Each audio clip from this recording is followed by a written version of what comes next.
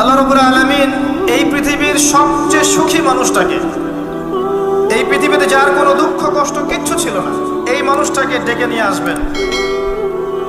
ডেকে নিয়ে এসে জাহান্নামে ঢোকাবেন এক মুহূর্ত সময়ের জন্য, ধরেন 1 সেকেন্ড বা 1 ন্যানো সেকেন্ড। এরপরে বের করে নিয়ে আসবেন, নিয়ে এসে বলবেন পৃথিবীতে কি সুখে ছিলে? সেই ব্যক্তি বলবে সুখ কি জিনিস হে আল্লাহ আমি জানি না। আমি কি বুঝাতে পারছি ভাই? সুখ কি জিনিস আমি জানি না। আর আল্লাহ রাব্বুল আলামিন এই পৃথিবীর সবচাইতে কষ্টে থাকা মানুষটাকে ডেকে নিয়ে আসবেন, এনে জান্নাতে ঢুকাবেন, ঢুকে এক মুহূর্ত সময় রাখবেন, বের করে নিয়ে আসবেন। বলবেন পৃথিবীতে কষ্টে ছিলে? সেই বান্দা বলবে কষ্ট কি জিনিস আল্লাহ আমি জানি না। এটাই সেই আয়াতের ব্যাখ্যা বলা যায়। আল্লাহ পাক বলেছেন কুল্লু নাফসিন যায়িকাতুল মাউত, প্রত্যেকটা নফস বা আত্মা মৃত্যুর স্বাদ গ্রহণ করবে। ফাইন্নামা তুওয়াফাউনা উজুরাকুম ইয়াওমাল কিয়ামাহ, কিয়ামতের মাঠে তোমাদের পূর্ণ প্রতিদান দেয়া হবে।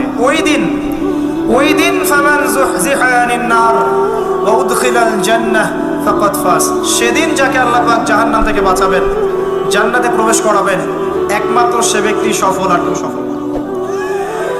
এই একটা হচ্ছে দ্য ডেফিনেশন অফ সাকসেস, যার পিছনে আমরা ছুটছি। আমরা সাফল্যের পিছনে ছুটি না। সফল হতে হবে, নিজের পায়ে দাঁড়াতে হবে, টাকা পয়সা করতে হবে, বাড়ি গাড়ি করতে হবে, ব্যাংক ব্যালেন্স করতে হবে, জমি জমা করতে হবে, একটা সুন্দরী গার্লফ্রেন্ড চাই, একটা স্ত্রী চাই, তাই না?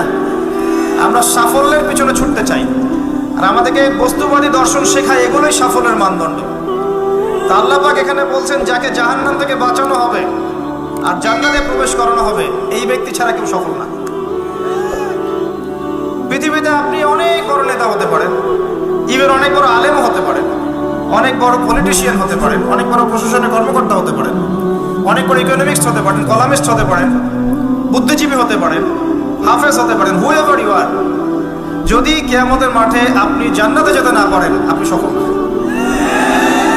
আর পৃথিবীতে যে মানুষ মুদির দোকান করছে, ভ্যান চালাচ্ছে, রিক্সা চালাচ্ছে, বারবার সেলুনে কাজ করে, কৃষক কৃষি কাজ করে, যাদেরকে মানুষ চেনেও না, ঈমান আছে, 5 ওয়াক্ত নামাজ পড়ে, ছেঁড়া কাপড় পরে থাকে, এত মান মর্যাদা নাই, ভাইরাল না, মানুষ চিনে না, গভীর রাতে তাহাজ্জুদ পড়ে, দেখবেন এই ব্যক্তি যদি কিয়ামতের মাঠে জান্নাতে চলে যায়, এই ব্যক্তি আমার চেয়ে সফল, কোনো সন্দেহ নেই।